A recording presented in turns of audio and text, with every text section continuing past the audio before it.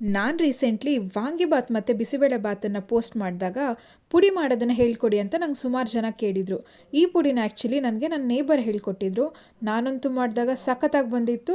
ಹಾಗೆ ಬಿಸಿಬೇಳೆ ಬಾತ್ ಮತ್ತು ವಾಂಗಿಬಾತ್ ಕೂಡ ಸಖತ್ತಾಗಿತ್ತು. ಬನ್ನಿ ಹೇಗೆ ಮಾಡೋದು ಅಂತ ಹೇಳ್ಕೊಡ್ತೀನಿ. ಫಸ್ಟ್ಗೆ ಒಂದು 15-20 ಬ್ಯಾಡ್ಗೆ ಮೆಣಸನ್ನು ತೊಗೊಂಡು, ಹಾಗೆ ಖಾರಕ್ಕೆ ಬೇಕಾಗಿರೋ ಮೆಣಸು ಒಂದು 5-6 ನಾನು ಹಾಕ್ಕೊಂಡಿದ್ದೀನಿ. ಅದನ್ನು ತೊಗೊಂಡು ಚೆನ್ನಾಗಿ ಲೋ ಫ್ಲೇಮಲ್ಲಿ ಹುರ್ಕೋಬೇಕು.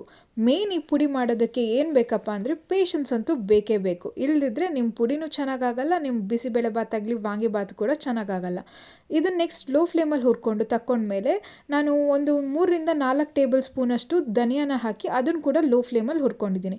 ನೆಕ್ಸ್ಟ್ 1 ಸ್ಪೂನಷ್ಟು ಉದ್ದಿನಬೇಳೆ, 1 ಸ್ಪೂನಷ್ಟು ಕಡಲೆಬೇಳೆನ ಹಾಕ್ಕೊಂಡು ಅದನ್ನು ಲೋ ಫ್ಲೇಮಲ್ಲಿ ಹಾಕಿ ತಕ್ಕೊಂಡಿಟ್ಕೊಂಡಿದ್ದೀನಿ. ನೆಕ್ಸ್ಟ್ ನಾನು ಇದಕ್ಕೆ ಅರ್ಧ ಸ್ಪೂನಷ್ಟು ಜೀರಿಗೆ ಹಾಗೆ 1/4 ಸ್ಪೂನಷ್ಟು ಕಾಳು ಮೆಣಸನ್ನು ಹಾಕ್ಕೊಂಡು ಲೋ ಫ್ಲೇಮಲ್ಲಿ ಹುರ್ಕೊಂಡಿದ್ದೀನಿ. ನೆಕ್ಸ್ಟ್ ಇದಕ್ಕೆ 1 ಪೀಸ್ ಚಕ್ಕೆ, ಒಂದು 5 ಪೀಸ್ ಲವಂಗ, ಹಾಗೆ ಒಂದು ಚಕ್ರ ಮೊಗ್ಗು, ಒಂದು ಮರಾಠಿ ಮೊಗ್ಗು, 2 ಏಲಕ್ಕಿ, ಸಣ್ಣಕ್ಕಿರೋ ಒಂದು ಕಲ್ಲು ಹೂವು, ಹಾಗೆ ಜಾಯಿಕಾಯಿ ತುಂಡನ್ನು ತೊಗೊಂಡಿದ್ದೀನಿ. ಈ ಜಾಯಿಕಾಯಿನ ಸಣ್ಣ ಪೀಸ್ ಮಾಡೋಕ್ಕೆ ಹೋಗಿ ಫುಲ್ ಅಂತೂ ಪುಡಿಯಾಗಿದ್ದು ನಿಜ.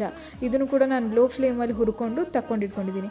ನೆಕ್ಸ್ಟ್ ಇದಕ್ಕೆ ಕರಿಬೇವನ್ನ ಒಂದು ಅರ್ಧ ಮುಷ್ಟಿಗೆಷ್ಟು ಕರಿಬೇವನ್ನ ಲೋ ಫ್ಲೇಮಲ್ಲಿ ಹುರ್ಕೊಂಡಾಗ ಇದು ಕ್ರಿಸ್ಪಾಗಿ ಬರುತ್ತೆ. ಅದನ್ನು ಕೂಡ ತಗೊಂಡಿಟ್ಕೊಂಡಿದ್ದೀನಿ.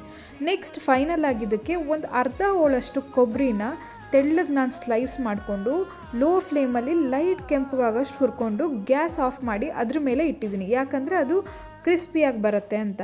ಲಾಸ್ಟಿಗೆ ಇದನ್ನೆಲ್ಲನೂ ನಾನು ಮಿಕ್ಸಿ ಜಾರ್ಗೆ ಹಾಕ್ಕೊಂಡು ಸ್ವಲ್ಪ ಅರಿಶಿನ ಪುಡಿ ಹಾಕ್ಕೊಂಡು ಇದನ್ನು ಫೈನಾಗಿ ಪೌಡ್ರ್ ಮಾಡಿಟ್ಕೊಂಡ್ರೆ ನಿಮ್ಮ ಬಿಸಿಬೇಳೆಬಾತ್ ಮತ್ತು ವಾಂಗಿಬಾತ್ ಪುಡಿ ಅಂತೂ ರೆಡಿ. ಇದನ್ನು ನೀವು ಹೊರಗಡೆ ಅಂತೂ 2 to 3 ಮಂತ್ಸ್ ಅಂತೂ ಖಂಡಿತ ಇಟ್ಕೊಳ್ಬೋದು. ಹಾಗೆ ನೀವು ಮನೇಲಿ ಮಾಡಿ ನೋಡಿ, ಹಾಗೆ ಹೇಗಾಗಿತ್ತು ಅಂತ ನಂಗೆ ಮರಿದೇ ತಿಳಿಸಿ. ಅಲ್ಲಿವರೆಗೂ ಹೊಸ ರೆಸಿಪಿ ಜೊತೆ ಬರ್ತೀನಿ. ಟೇಕ್ ಕೇರ್, ಬಾಯ್.